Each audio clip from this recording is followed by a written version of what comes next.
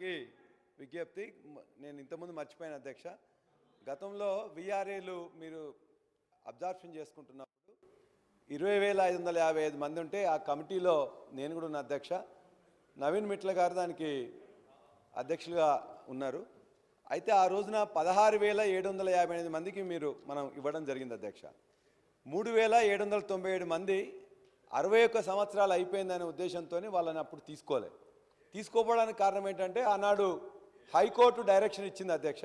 విఆర్ఏలకు సంబంధించి village revenue assistant విఆర్ఏలకు సంబంధించి మొత్తం 20,555లో 16,758 మంది రిక్రూట్ కాబడ్డారు. 3,797కి అదే జీవోలో 65 ఇయర్స్ అయిపోయింది కాబట్టి వాళ్ళ యొక్క పిల్లలకు చిల్డ్రన్కి ఇవ్వాలని చెప్పేసి కూడా ఆ జీవోలో 81 జీవో నెంబర్ 81 జీవో నెంబర్ 85 ఇవ్వడం జరిగింది. ఇమీడియట్గా కొంతమంది వీళ్ళకు కూడా ఇవ్వడమేందని చెప్పేసి వెళ్తే కోర్టు ముందు స్టే ఇచ్చింది అధ్యక్ష. తదనంతరం కోర్టు ఆ స్టేని ఎత్తేసింది అధ్యక్ష. కాబట్టి దయచేసి ప్రస్తుతం విఆర్ఏల పేరు మీద కంటిన్యూ చేస్తూ ఉన్న వీళ్ళు మాత్రమే ఉన్నారు కాబట్టి దయచేసి అత్యంత తక్కువ జీతంతో ఇవాళ ఉన్న వాళ్ళందరినీ మిగతా వాళ్ళతో పాటుగా చేయాలని చెప్పేసి మీకు వారి తరఫున నేను విజ్ఞప్తి చేస్తున్నా రెవెన్యూ మంత్రి గారికి, భట్టి గారికి. రెండో అంశం అధ్యక్ష ఒక్కటే, మీరు మన ఈ యొక్క కాంగ్రెస్ పెండింగ్ బిల్ల గురించి మీరేమన్నా చెప్పారు. శ్రీ ఎడమబుజ్జు గారు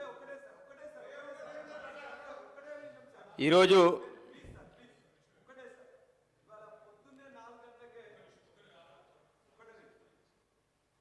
ఒక్క నిమిషం సార్ భట్టి గారికి నా విజ్ఞప్తి.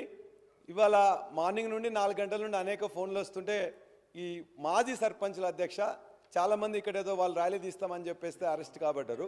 వాళ్ళందరికీ మీరు ఏమన్నంటే దయచేసి ఖచ్చితంగా పెండింగ్ బిల్స్ ఇస్తామని చెప్పారు.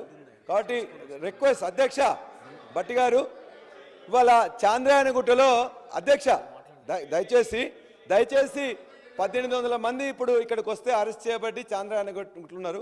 సరే అరెస్ట్ అంటే మీరు రిలీజ్ చేయొచ్చు, కానీ దయచేసి భట్టి గారికి విజ్ఞప్తి, కొన్ని బిల్స్ వాళ్ళే ఉన్నాయి కాబట్టి మళ్ళీ కొత్త ఎలక్షన్స్ వస్తాయి కాబట్టి దయచేసి వారికి ఏదైతే బిల్స్ ఉన్నాయో ఇచ్చి మీరు మాట చెప్పిన విధంగా ఆదుకోవాలని విజ్ఞప్తి. శ్రీ ఎడమబుజ్జు గారు.